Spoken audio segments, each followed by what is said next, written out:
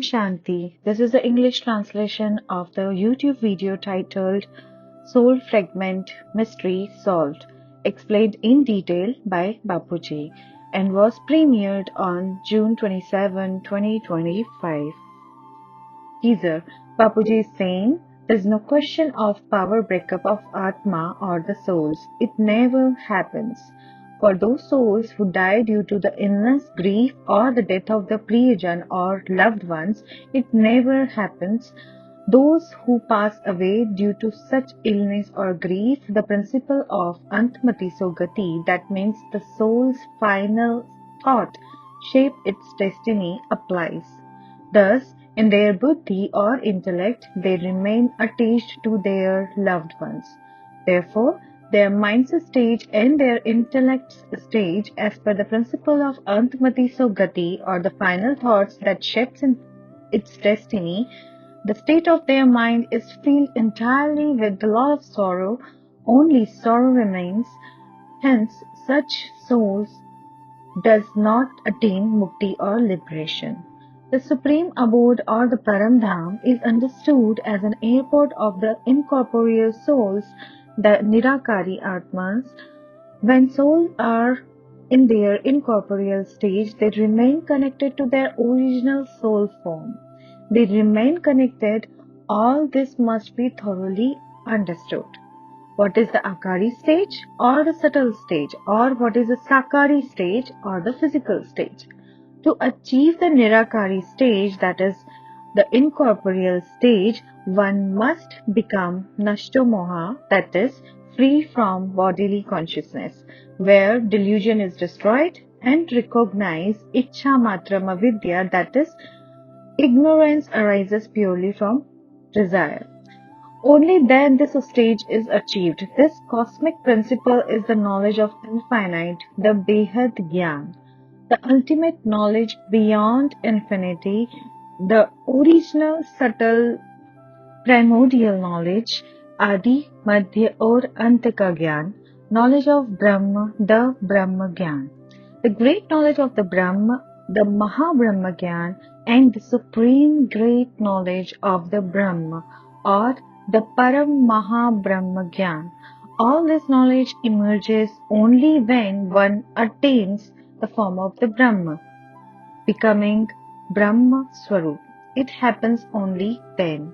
Bapuji explains the soul or Atma that is within a human being or the Manushya, that human is not called a soul itself. Instead, call it living human being, that is Manushya Jeev or human being. One who dies experiencing extreme sorrow, immense suffering, like dying in an accident, such a person dies with profound sorrow. Anyone who dies experiencing severe suffering or illness and grief due to intense grief, when a loved one or the Priyajan dies, when someone dear passes away, they experience such an immense grief, meaning they experience grief, sorrow, and pain, and then due to that they die of heart attack. Thus, those who experience sudden or akasmic death, for such souls, the stage follow the principle of Antmati Sogati, that is the final thoughts shape destiny. Here, Mati means intellect, that is Buddhi. At the final moment, when leaving the physical body, whatever thoughts remain in their intellect determine the fate or Gati of the soul. Therefore, in such cases, the state in which they leave their body is a very sorrowful state, regardless of the cause, be it sudden or extreme due to the grief over a loved ones or any other type of sudden death. When such death occurs, the soul is so shocked, so extremely shocked, that the soul becomes deeply sorrowful, extremely sorrowful. It experiences intense sorrow and pain. Thus, when it leaves the physical body, the soul carries the subtle body, that is called Sukshma Sharir, with it. A subtle body composed of three elements, that is ether, that is Akash, air, that is Vayu, and the fire, that is Agni. Thus, such a soul filled with the sorrow and pain has no ability to move or progress. Neither can soul move nor shift anywhere. It remains exactly at the same place at the location where the sudden death occurred. For example, at the road accident site, it will remain exactly there. However, the cause of the such sudden incident at the place where the incident occurred, where a vehicle accident caused a sudden death in an instant, is because at that location already exist souls from the subtle world, souls that previously remained trapped right there. At that same location, these existing souls cause more accidents, causing sudden misshapes or akasmic accidents. Thus, those same souls then capture the new souls. When the soul captures another soul, it experiences even more illness and grief, seeing itself surrounded by negative entities or ghosts. It thinks these ghosts and spirits have surrounded me, and thus those souls' power shrinks drastically. Indeed, very severely shrinks. Due to this shrinking, there is no breakup of the power of any soul. No breakup occurs, rather, due to the sorrow and pain, the soul power becomes severely wasted. Because of this severe sorrow and pain, the soul's power is greatly wasted because the soul is covered by layers, particularly the veils of illusion covering the mind is filled with the immense sorrow and grief. Thus the mind wastes enormous power in grief and sorrow caused by illness and grief. After death, even in the subtle body, negative entities, ghosts, and hungry spirits surrounded such souls from all sides right at the location. Thus, the souls that have died suddenly get surrounded, and these negative entities capture these souls and keep them close to themselves, then causing further akasmic or sudden incidents. They form their own large groups, bigger groups, and stay at the place itself. If there is a nearby tree, they will stay near that tree and again cause further sudden incidents, collecting more and more souls. They keep collecting more souls, hence, regarding souls, there is absolutely no question of power breakup. The internal power of souls becomes severely wasted when the mind is sorrowful. Due to such sorrow, the power is wasted tremendously, extremely wasted, yet the soul's power never breaks into the fragments. The soul's power never fragments, nor can it immediately produce another subtle body at the exact time. No other separate subtle body can emerge, because it is not the stage of the soul, but the stage of the mind, and we cannot call the stage of the soul here.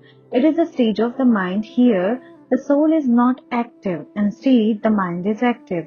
Thus it is the stage of the mind or buddhi.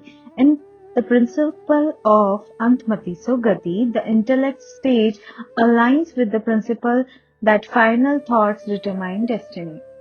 Whatever state that exists in the intellect at that final moment, exactly that state is attained.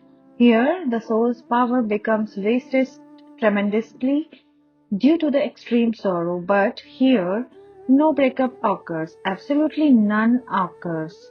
If anyone claims that due to the sorrow there is a breakup of the soul's power, then it does not happen. Never happens. This is completely false. This is completely false and absolutely nonsense. Entirely false.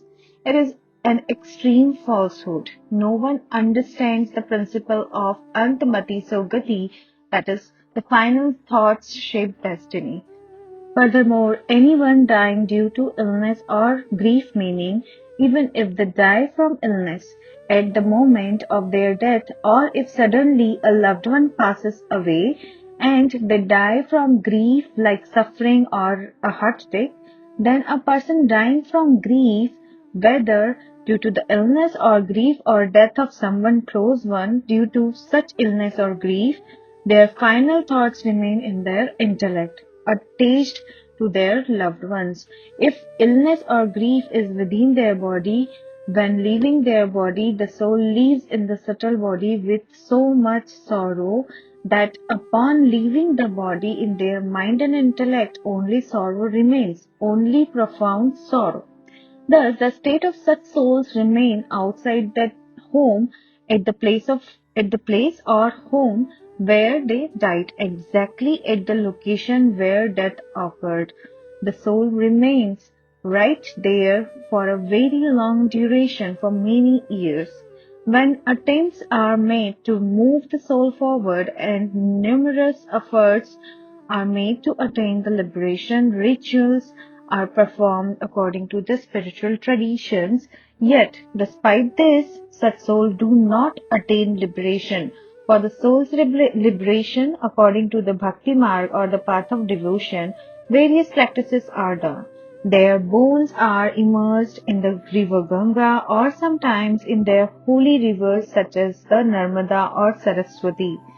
Yet even then the soul does not depart, because its intellect is filled with so much sorrow and pain that within the mind there is no power. The intellect remains sorrowful, the intellect is filled with sorrow and pain, and hence within the mind there remains only sorrow and pain. Because within the mind resides the intellect, and within the intellect are sanskaras or deep immental impressions. These imprints are filled with sorrow and pains. Thus, consider that the soul's power remains trapped at the very place for many years, for thousands of years it remains in the house.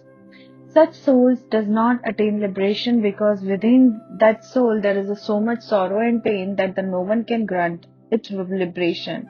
No one can take it out of that home. However, to remove it from the house, very powerful ghost and hungry spirit are invoked, like nowadays practitioner of mantra tantra that are ritualistic, spiritual or the occult practice are required to remove such souls, and 10 to 15 additional negative spirits may come behind them, capture the soul and take it away, making it part of their group, and then force that souls to perform their task.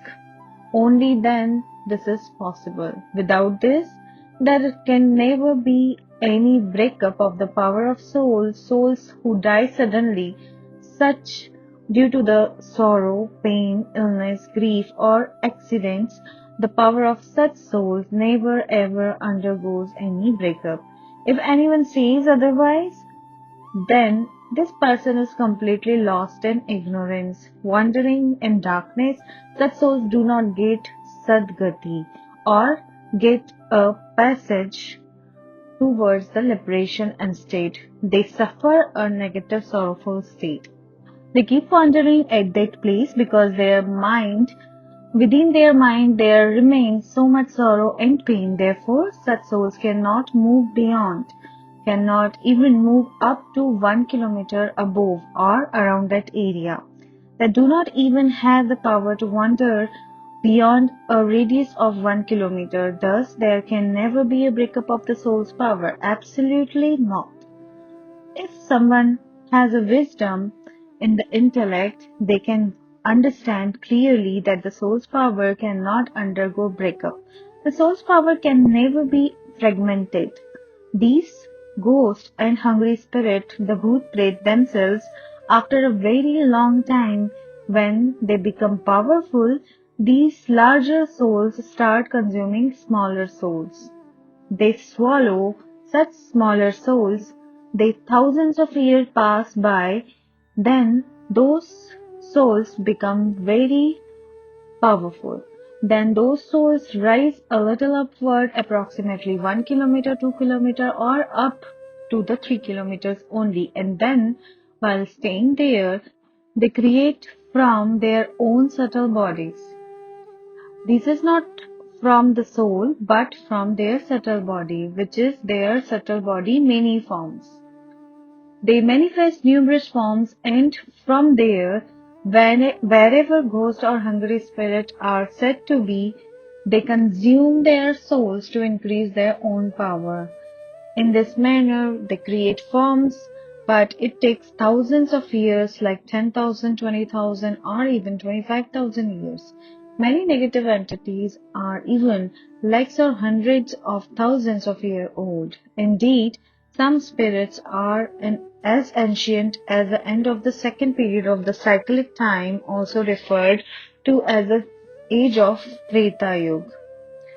Imagine how long ago Treta was. Thus, these negative spirits are hundred thousands of years old. Yes, after a very long duration, these souls gradually consume other ghost or hungry spirits, and when they consume them, they gain substantial power. Then they manifest many forms and send these forms to various other places where ghost or hungry spirits reside, and again through these numerous forms, they consume other ghosts or hungry spirits, thus gaining even more power. Additionally, when we consider higher subtle worlds such as where the celestial demigods like Gandharvas, Kinnars, and Yakshas dwell, even they do not possess such powers. However, they can manifest various forms. They do not break up their soul's power, but they manifest many forms like themselves. They can create a subtle form as per their wish. They can manifest any desired form. In the heavenly realm or Swarglok, the souls who reside there are the celestial deities known as Devatas. These Devatas from their subtle bodies by extracting single cell from their subtle body, birth soul and send them to earth. For example, one might send a soul created from the cell big toe or thus that soul takes on characteristics of that form. Another might send a soul created from heart cell and sending that soul to earth. Hence, such a human being is born with heart-centered qualities, while one born from the toe would have a completely lower, darkness-oriented or tamopradhan intellect. Such souls are created based on the type of task the Devatas wish to accomplish. This is precisely how these souls are sent by Devatas. From their own subtle bodies, they extract a single cell, create a soul from it, and send it below. Higher above this, in Mahalok, a higher room, there are great sages, the Maharishis, who also manifest numerous forms to come down to earth and establish large spiritual centers or ashramas with them. Many souls also descend manifesting multiple forms and entering other human beings at the subtle level, giving spiritual knowledge to those souls internally. To impart this knowledge, these great sages from the Mahalok manifest forms and use these forms to perform actions on earth. They establish spiritual centers on earth. Having multiple forms, they attract other humans to their ashramas with the ultimate purpose of imparting spiritual knowledge. Above this room is Janlok, a higher celestial plane. The soul that resides even there in Janlok celestial plane, meaning many souls resides in Janlok. The Mahalok is 1 crore or 10 million yojanas, a Vedic unit of distance. Above Bhulok, the earthly room is Bhuvarlok, measuring 1 lake, that is 100,000 yojanas. Swarglok, the heavenly room, measures 14 lakh, that is 1,400,000 yojanas, and Mahalok is 1 crore or 10 million yojanas. Above that is Janlok, which measures 2 crores, that is 20 million yojanas. Above Janlok, there is a Taplok, measuring 4 crores or 40 million yojanas, and above that there is a Satyalok, measuring 8 crores or 80 million yojanas. Above Satyalok is Mahasatyalok, measuring 16 crores, that is 160 million yojanas.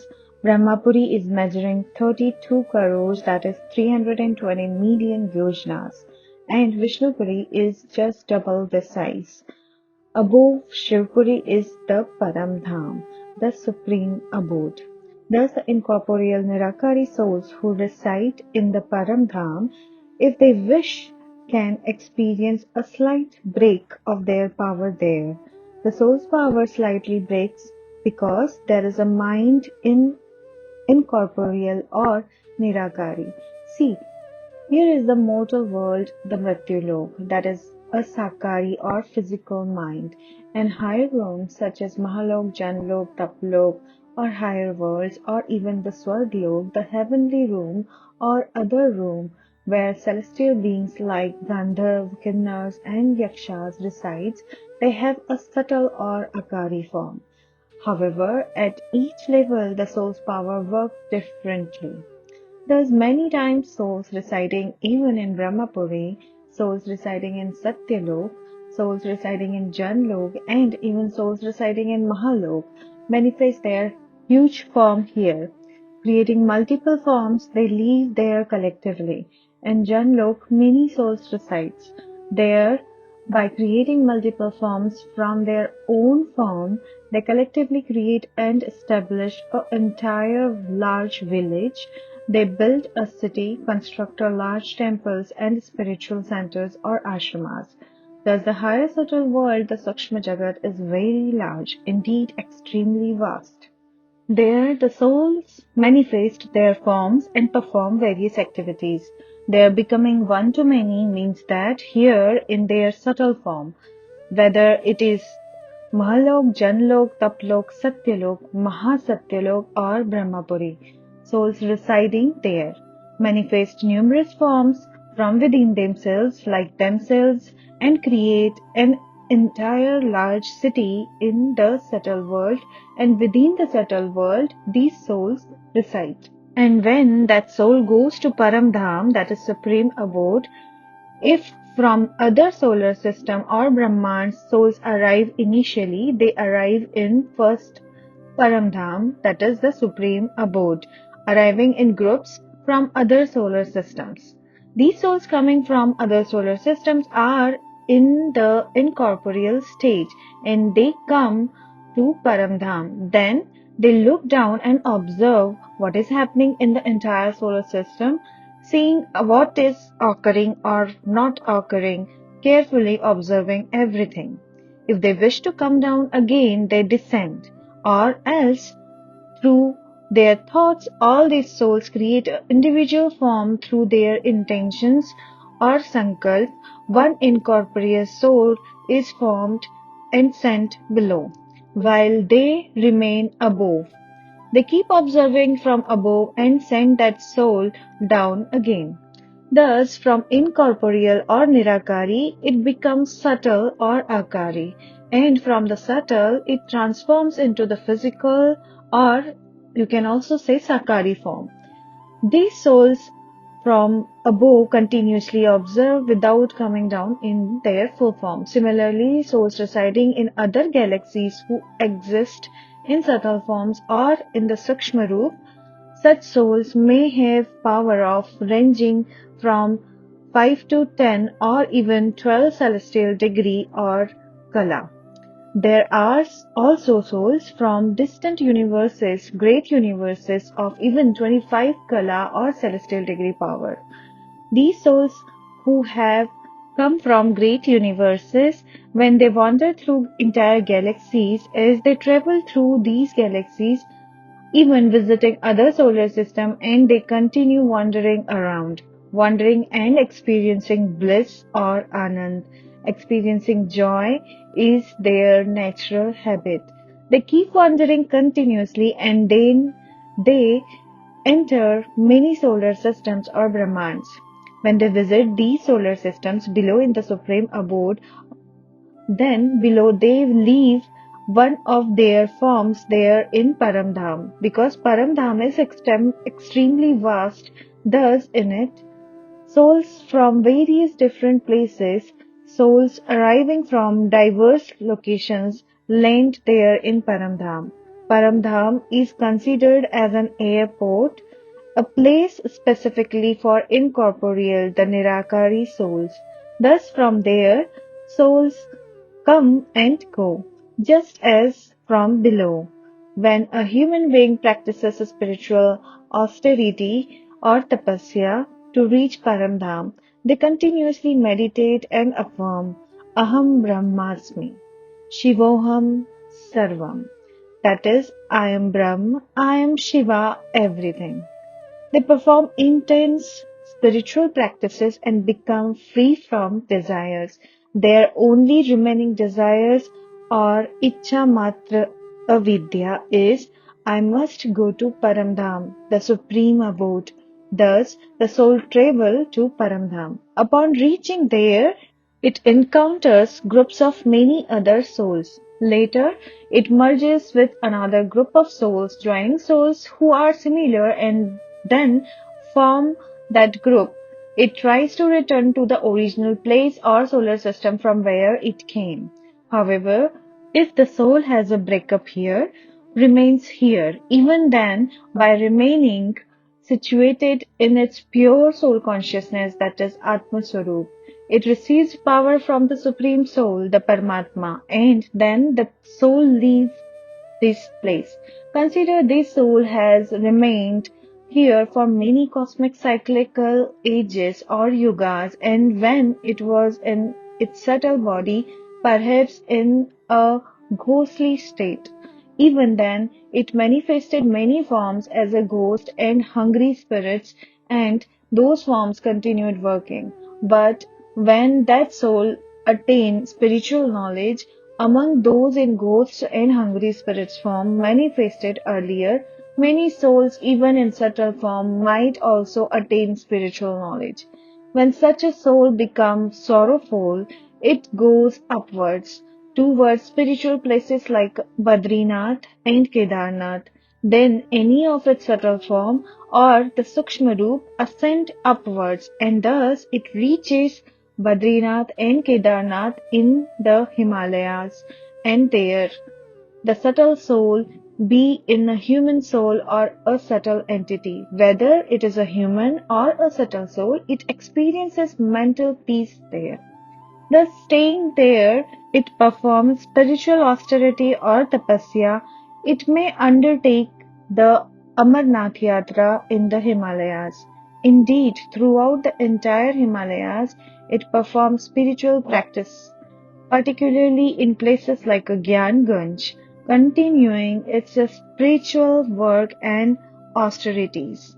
No matter how many ghosts and hungry spirits forms that soul may have manifested, from among all these forms, even a single soul, when it performs the intense spiritual austerity or tapasya there, staying there in its pure soul consciousness, that is the Atma Swarup state, it is taught how to be in Atma Swarup and soul consciousness state. Initially, the soul cannot go directly because it does not have enough power. So, it goes above the heavenly realm, goes to Mahalok, does many different intense spiritual practices on self there, doing tapasya. Then it goes to Janlok, performing various practices to ascend higher. Gradually and slowly, it rises higher. But any soul, consider this, even if it had created thousands of ghostly or hungry spirit forms, among those thousands, even if the soul from among those performs tapasya and goes above, but if its soul power is not sufficient, then upon reaching Paramdham, it becomes completely liberated or mukt. Its power is not enough to remain in Paramdham or supreme abode, just as our Paramdham is of one kala, that is celestial power. Mahaparamdham ranges from 8 to 12 kala, and Param Mahaparamdham from 16 to 20 kala. A soul can go only as far as its stage allows.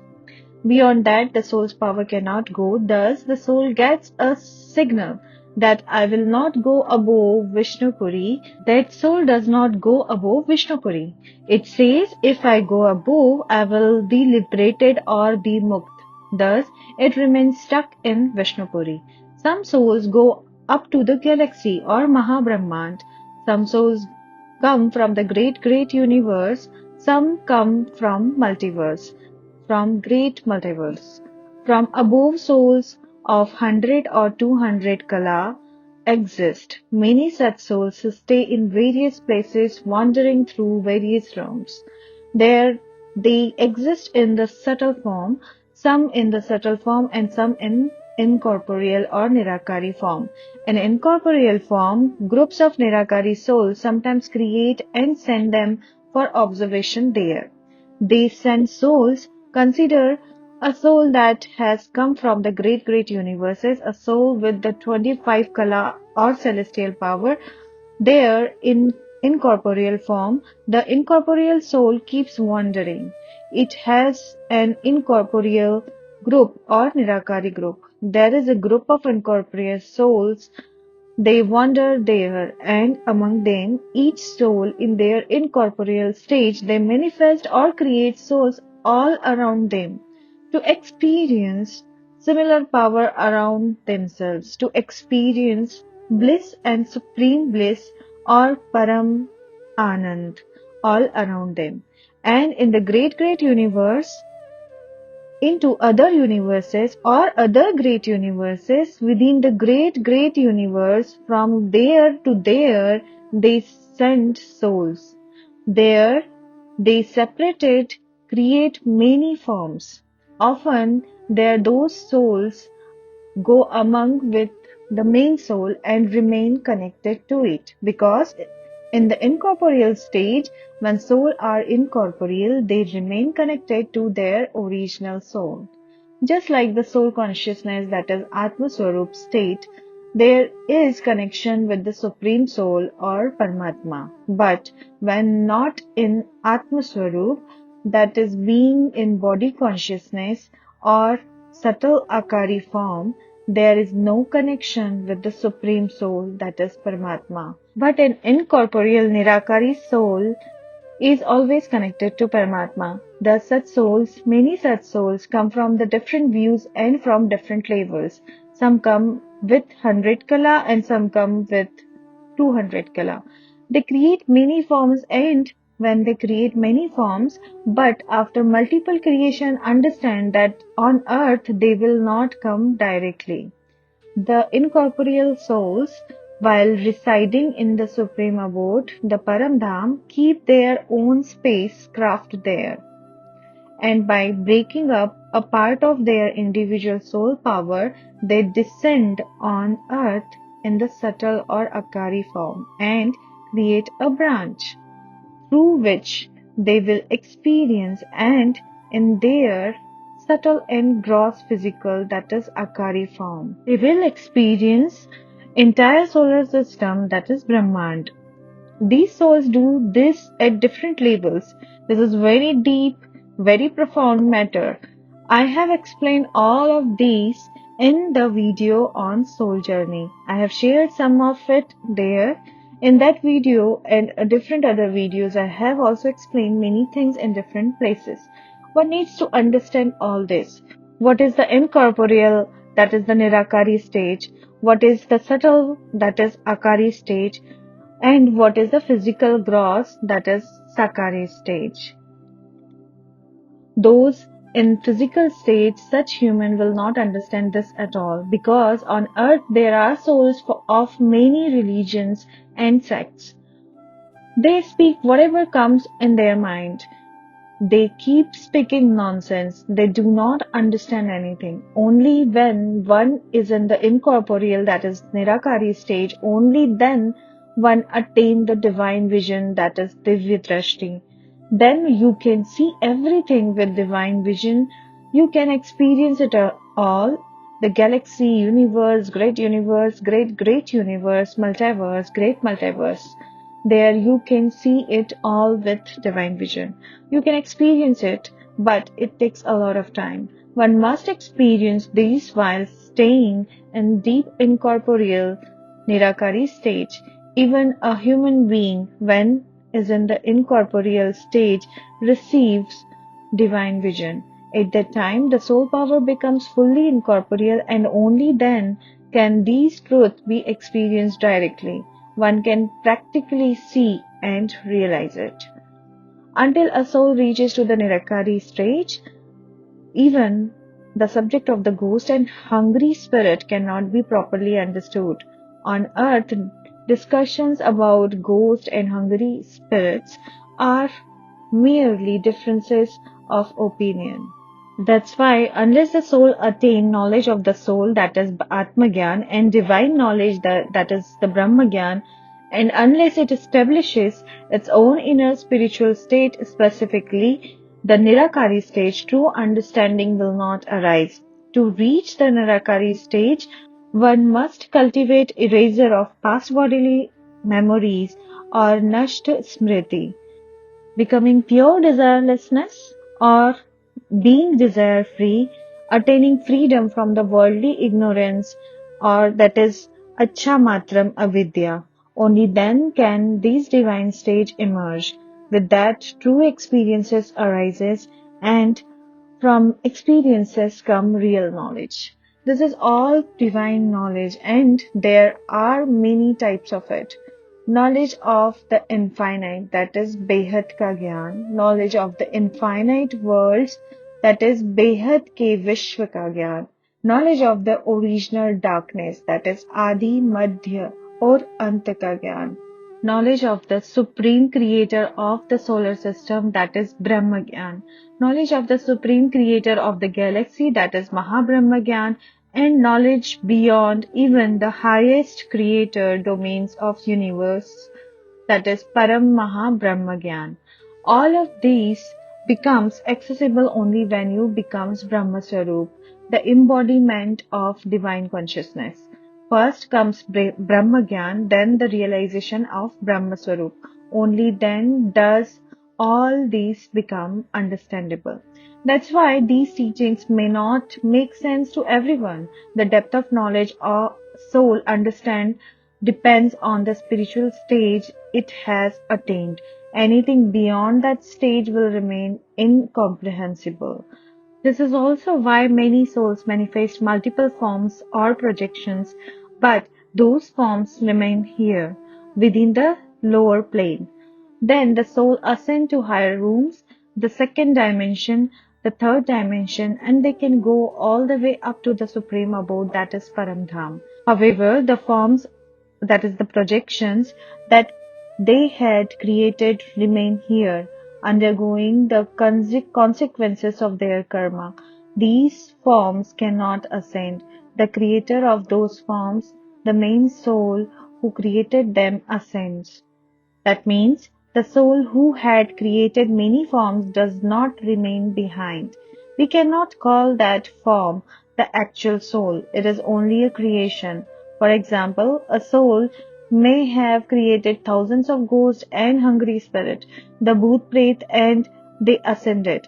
Or maybe just one of the thousand ascended. Even then, that soul cannot sit in the room of the Vishnu or Vishnupuri. The creator soul may have gone up, but the lower form remains behind. When the time of creation or Shrishti undergoes dissolution, that is Pralay, comes, whether it's the end of the cyclic time or Kalpa Pralay or the grand cosmic dissolution, that is Mahakalpa Pralay, at the time of the winding up of the solar system, the Brahmand, then these kind of souls face dissolution. At that time, the dissolution of souls happens according to their individual spiritual stages. Those souls are burned in the celestial fire of time and Kalagni. They are consumed and reduced in ashes. If a soul is powerful, it establishes its incorporeal formless state, that is the Nirakari state, and return to the solar systems, the Brahmand or galaxy, from where it originally descended. But the subtle, that is Akari or the physical form, projections of that soul which were created in the lower worlds, those must undergo burning in the grand cosmic dissolution, that is Mahakalpa Pralay. All such souls, whether they are in the subtle or gross forms, are burned. After burning, the souls return to its incorporeal form.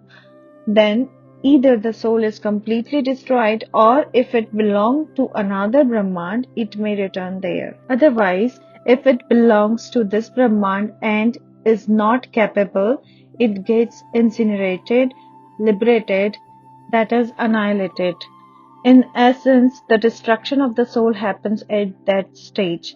And if a soul is more powerful, for example, during the great dissolution of the time, that is Mahakal Pralay, the great sage known as Mahakal becomes one with the infinite and absorbs countless solar systems, that is Brahmands, into every pore of his divine being.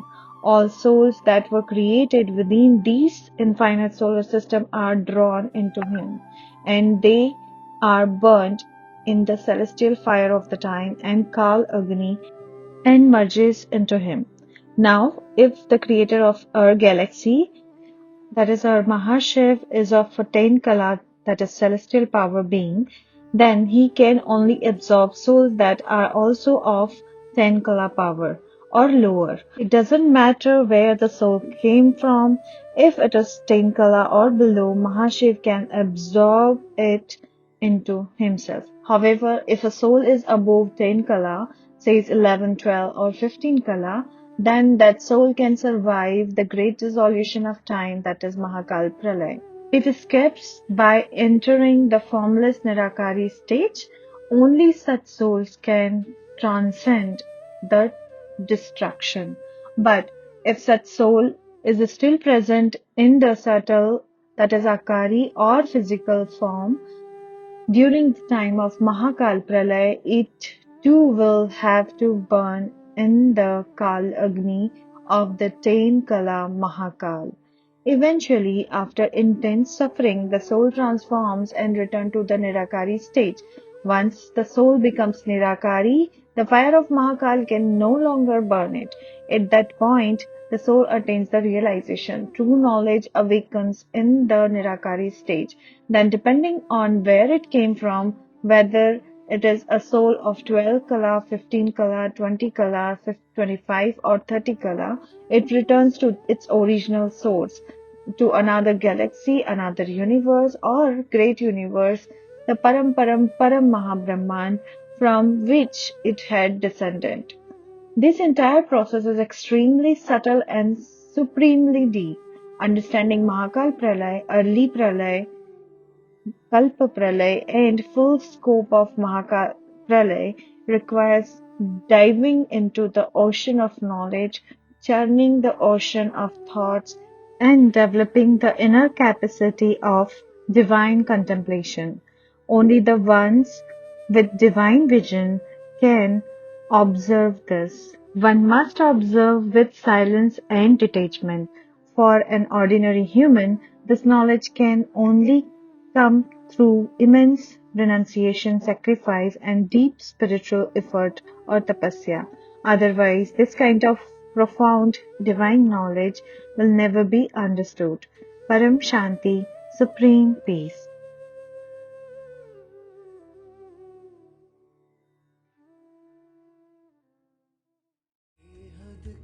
परम शांति सोचो बोलो परम शांति. Join us daily for our morning live meditation, Monday to Saturday, 5:30 to 6:30 a.m. Join us daily for live meditation, 10 p.m. to 11 p.m. on YouTube Live. Subscribe now. Website www.paramshanti.org. Email us anand@paramshanti.org. Like, share, subscribe. Join today.